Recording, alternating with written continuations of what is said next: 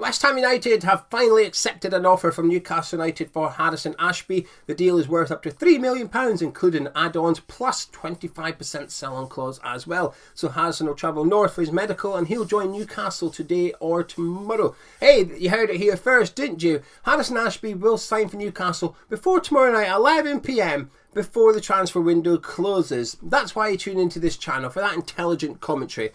But in all honesty, it's incredibly disappointing and frustrating because we've seen this coming over a year ago. This has been going on for some time now, and to some extent I'm just pleased it's come to a conclusion. I think it would have been awkward for West Ham. It would have been a difficult situation for Harrison Ashby and a bit of a waste of 6 months if he was still at West Ham beyond the January transfer window. He would have left on a free. I know there would have been a tribunal, but West Ham would have got next to nothing in that. It would have been anywhere close to the deal that we're getting today.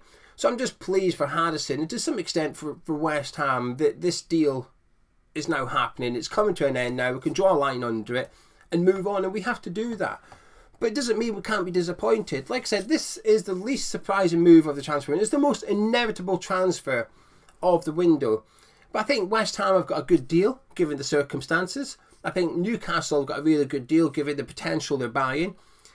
And possibly more importantly, I think it's a really good deal for Harrison Ashby as well. To go to Newcastle, a really good club, heading in the right direction. Eddie Howe's a brilliant manager. And also Kieran Trippier is a fantastic right back for him to go and learn under. Be an understudy for a year or two. Try and get into that team.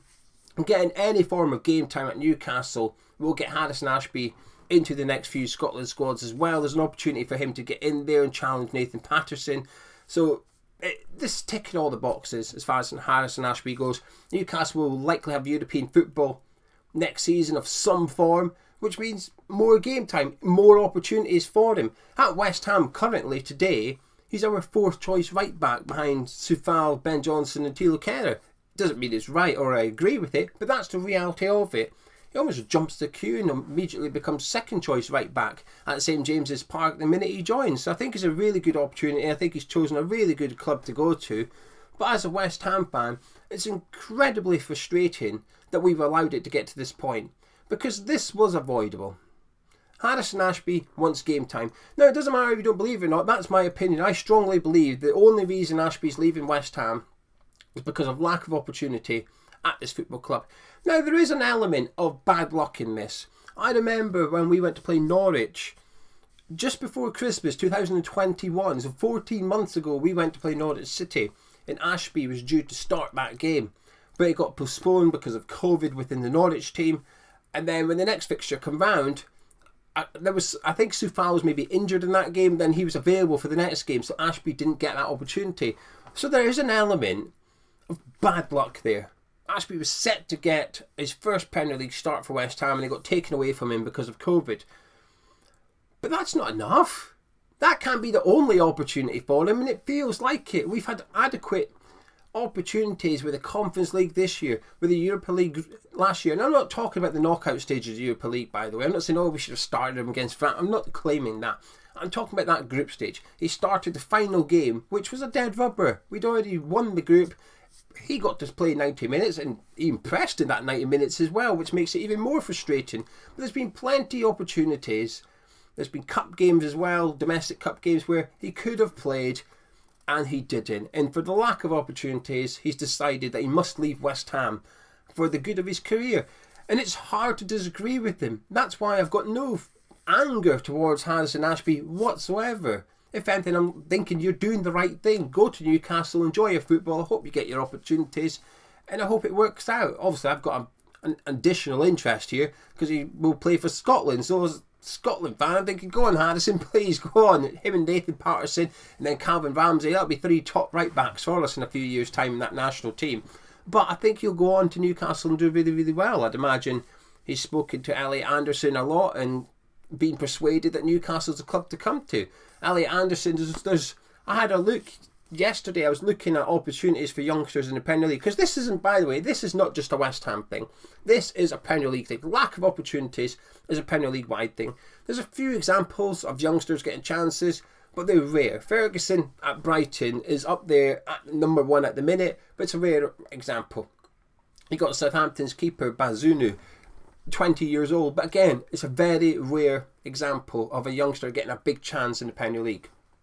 So I was having a look at the minutes, and under 21s, there's only like, I think it's like 20 under 21s have played 90 minutes or more, and that's accumulated. That's all the minutes combined so far this season. There's only about 20 of them, and Elliot Anderson's one of them at Newcastle, so he'll be saying, look, come here, you get opportunities, you get chances, and that's without the European football as well. So I think Ashby is going to the right club for this chance, but also, like I said, with the coach and then Kieran Trippier as well. It ticks all the boxes for Harrison Ashby. But with West Ham, we just didn't give him any opportunity. We didn't give him a fair crack of the whip, and that's what's disappointing.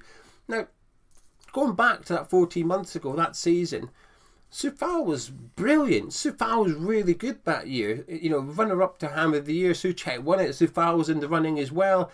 I understand why Ashby struggled to get into the team then. He was obviously a couple of years younger too.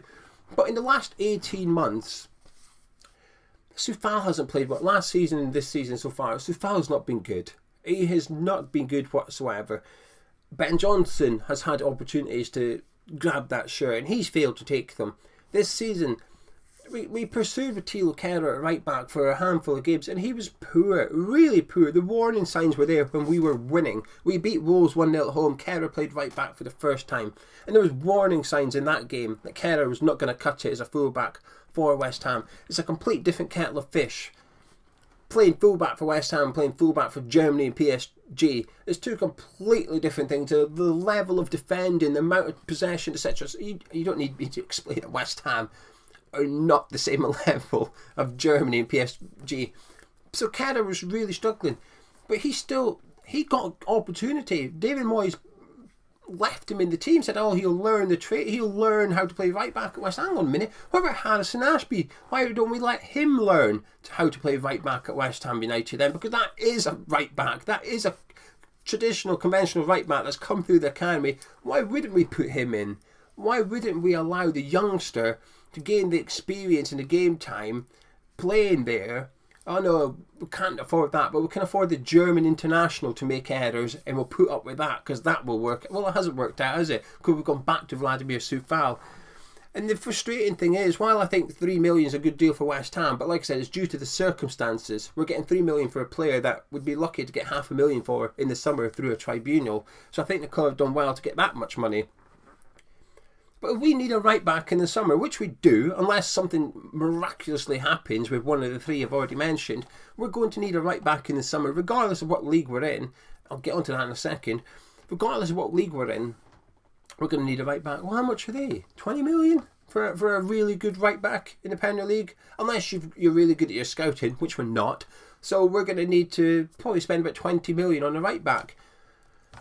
We just sold a guy for 3 million that could have been that answer. And should we get relegated, which is a possibility right now, should we get relegated, I couldn't think of anyone more perfect for West Ham next season at right back than Harrison Ashby. You know, what an opportunity that would have been for him in the Championship. Right, we'll get rid of the Soufal, we'll get rid of him, and we'll put Harrison Ashby in. Now, I'm not saying we should keep Ashby because we might get relegated. My point is, we tried to keep Ashby. We wanted to keep Harrison Ashby, but he did not want to stay because of lack of opportunities. He didn't get a fair go at West Ham, and he's not the first one. Some people say, oh, these youngsters are after money, that's why they're leaving. And they'll point to Jeremy Ngakia, because when he left and he was getting some game time under David Moyes, the words were that it was because his agent had turned his head and he wanted money. But you can't say it for every single player. Sonny Perkins, when he left, said I had to do it for the good of my career. At least say, let's put Ngakia in there and Diangana, and I know these may not have worked out, but if you're going to do that, well, what about Wilson Esbrand? Well, you can't use him because that's an extreme example. Well, yes, it is. But Harrison Ashby might also be an extreme example as well. That does work out. But that's the point. You only need one or two to work out every now and again, and it saves you millions. Look at Declan Rice. We've got the best example in the squad right now. What's he going to go for in the summer? 80, 100 million. That pays for the academy for the next decade. All you need is one more player to work out in the next decade, and you've saved yourself tens of millions in the transfer market. But my point is, all these players can't be leaving because of just money. And if it was just money, if they did, which I don't believe, but if they were leaving because of just money, then we have an issue there, which is we're struggling to deal with contracts in regards to our youngsters. That is also being proven by Ben Johnson. Ben Johnson's still yet to sign a new deal. He's rejected it. We had to trigger a 2-year clause in his contract at the end of last season. So he's now got 18 months left on his contract, but he's still yet to sign a new deal. He's been at the club since he was 7 years old, and he won't sign a new deal either. Now, that's not because of game time, but my point is that there is an element of us struggling to deal with contracts between the under-21s and the first team and bridging that gap of wages. But those players that have left, who have all said it's because of football reasons, now you don't have to believe them, but there's far too many. And in regards to Harrison Ashby, the rumours came out 18 months ago that Ashby was looking to leave because of lack of game time. And we kept getting told it and kept getting told it and kept getting told it. And like I said, it may not be true. But when we get told something, when we get a prediction numerous times, the same thing, it's consistent, it's the same prediction, and that prediction comes true, which is Harrison Ashby has not signed a new deal and is looking to leave, I find it difficult to believe the prediction but disagree with the reason. So that was, Ashby won't sign a new deal because of lack of football. I find it hard to say, well, yeah, you got the prediction right, but doesn't mean your reasonings are correct. I think there's got to be an element of truth in there. There's people that are close to Harrison Ashby have said the same thing as well, which is purely down to game time that he's looking to leave West Ham. And by the sounds of it, he approached this season with an open mind, which is, okay, well, if I get opportunity, I'll sign that deal. Apparently West Ham are still hoping to agree a deal with Harrison Ashby up until Christmas time, right up until the 11th hour. But nothing had changed. There was no more opportunities for him. In fact, there was more evidence to suggest he was never going to get a chance at West Ham United. Like I said, the right backs were all out of form this season and he still didn't get into the team. We went to Romania in the final game of the Europa Conference League group stage game where we played Scarles and Mubama. Ashby come on for the last 20 minutes or something. So even in the game where there was nothing to lose, he still didn't even get 90 minutes. Now, I don't blame him whatsoever for deciding his future lies elsewhere, and it's incredibly frustrating. Like I said, all the players that have left, there's not that many that have gone on to do it, and you turn around and think, we've made a mistake with that one. But you look at Josh Cullen, he's proven it. He's proven that actually he's one of the best midfielders in the Championship this season. He will be playing Premier League football next season. So even if you get that one player wrong, even if Josh Cullen is the only player we've got wrong, that guy next season in the Premier League, he's worth 15, 20 million or something like that. We've let a £20 million player go and got it wrong. It's expensive, or should I say not expensive. It could save you a hell of a lot of money in the transfer market. Like I said, I go back to that rare example of Ferguson at Brighton. Ferguson keeps doing what he's doing so far for the rest of the season. He saves Brighton 30, 40 million in the transfer window in the summer because they won't need a striker. He's there, he's at the club, they've got him. They do not need to spend money. West Ham, however, we need to spend money on a right back. We've just let Harrison Ashby go for 3 million. And it's incredibly frustrating. But what it does do, it makes me worried for the next generation. Mubama at the minute, banging in goals from the 21s. He's involved in the first team training at the minute. He's involved in training literally now. We play Derby County tonight in the FA Cup. Moyes has said, if there's an opportunity to get him in the team, I'll play him. Good. I'm happy with that. But if I'm Mubama, I'm looking at Ashby, I'm looking at Elise, I'm looking at Ekwa, his mates, all his friends from the under 21s, and they're a close bunch.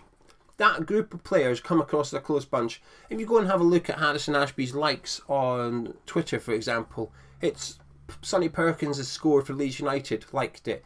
Ekwa's joined Sunderland, liked it. Elise man of match, liked it.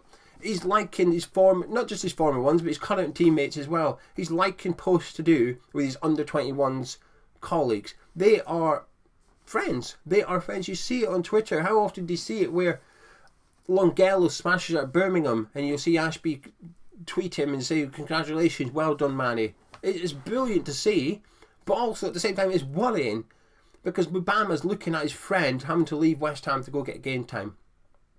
Callum Marshall's joined, he's on fire in the under-18s. He's possibly looking up thinking, hang on a minute, Mubama's doing it for the under-21s and barely got a sniff in that first team. Despite the fact that Antonio scored 4 Premier League goals in the last 12 months, despite the fact that Ings and Skamaka's injured and they're playing in the FA Cup Obama still can't get a start.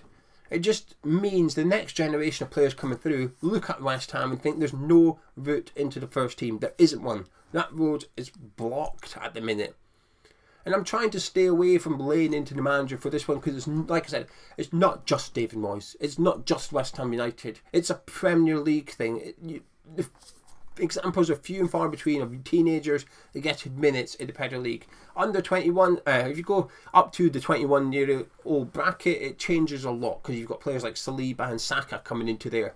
But it's a Premier League thing. But I'm not a Fulham fan. I'm not a Leicester City fan. I'm a West Ham fan. I want what's best for West Ham. Harrison Ashby at right back could have been what was best for West Ham this season. He could have been what's best for West Ham next season. We don't know. Well, we will find out because he'll get game time at Newcastle United. He will go there, be Kieran Trippier's understudy.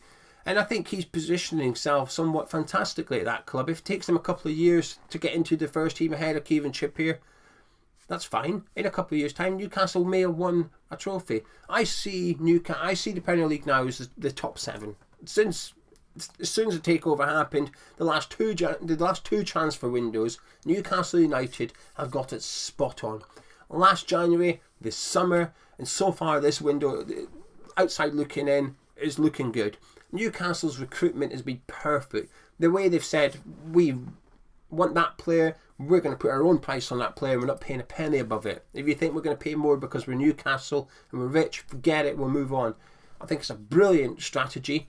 And Harrison Ashby is going to a well-run club, and like I said, I see them as the top 7 now. That's going to be a very difficult thing to break. They're going to be in there. I expect them to have some form of youth. I still think they'll get Champions League football. Newcastle. Harrison Ashby could be at Champions League club next season for 3 million. That's what West Ham would have got, and it's incredibly frustrating because, like I said, it's not just the player we're losing. As a player, for Newcastle fans, if you're listening, we as West Ham fans generally have wanted to see him loads, but we've known we're not going to get to see him. Very attacking, set piece taker, got a really good shot on him as well. Defensively a little bit suspect at times, but that can be coached. It's difficult in the under-21s, I think, to really be a defensive fullback, if that makes sense. That can be coached. A little bit injury prone, I will say that. I think Harrison Ashby's missed a few games, and that's why I said there is elements of bad luck in this. There has been times where I think Ashby may have got more minutes at West Ham, but he's been unavailable himself. So while Johnson and Soufal have been out or suspended, Ashby's been unavailable for selection as well. So I do think there is elements of bad luck on this one. And I think, to some extent, I think Moyes was in a rock and a hard place. Like I said, 2 seasons ago when we finished 6th, he wasn't getting into that team. Soufal was unbelievable. Last season, when Soufal was out of form, we were still chasing. We were still chasing to try and win the Europa League and then qualify for the Europa League in the league. It's a difficult situation to put the youngsters in. I think to throw your youngsters into that situation, it can be quite tricky. So I get why it was difficult for Moyes. And then this season we're in a relegation battle. But you can't keep using these things all the time. And it's not like... I think one thing West Ham fans get criticised a lot by other West Ham fans, funny enough, is this demand to youngsters. Say, well, they're not good enough, what are you wanting? Get over it kind of thing. The manager knows more than you. But nobody's disputing that. And nobody's sitting here claiming to know more than David Moyes. People are sitting here frustrated at the lack of opportunities given by David Moyes. It's 2 completely different things. But I'll often see that, well, what do you expect kind of thing. And I think people just expect a fair opportunity for the youngsters at West Ham United. Just a fair crack. Like, not all of them are due it. And I very rarely, when we do these previews and stuff for the cup games, it's not like the people are listing the under-21s like what Sam Allardyce did at Nottingham Forest in the FA Cup. People aren't demanding to see the entire under-21s team. There's 2 or 3 players that have been performing well at that level that they want to see get the opportunity in the first team. Harrison Ashby, Elise, Ekwa, to some extent Mubama and Marshall. At the minute, Okaflex is somebody people are saying, well, maybe we could have a look at him tonight against Derby County. That's it. Nobody's demanding. You know, I'm not seeing many calls for, with the greatest of respect to them, the likes of Potts. I've not seen that. Greenidge has left and joined Colchester. Good luck to him. But I'm not seeing loads of people upset about that because they're realistic. They know the likelihood of Greenidge making it West Ham was quite low. but the likelihood of Harrison Ashby making it at West Ham with the correct opportunities was pretty high, and that is where the frustration comes in. Anyway, I'm going to shut up. I'm going to disappear. We're back tomorrow night. Well, I'll be back later on tonight. We've got our Derby County footage, haven't we? So 6:55, I'll be live with Gonzo taking a look at that West Ham team. Bam, I might be on the bench. And then tomorrow night we've got our transfer deadline day special. So we've got some special guests lined up as well. So if you're around between 9 and 11 p.m. tomorrow night, it'd be a pleasure to have you with us. Drop a like on this video if you enjoyed it. Subscribe if you're new to Hammers Chat. I'll catch you in a bit.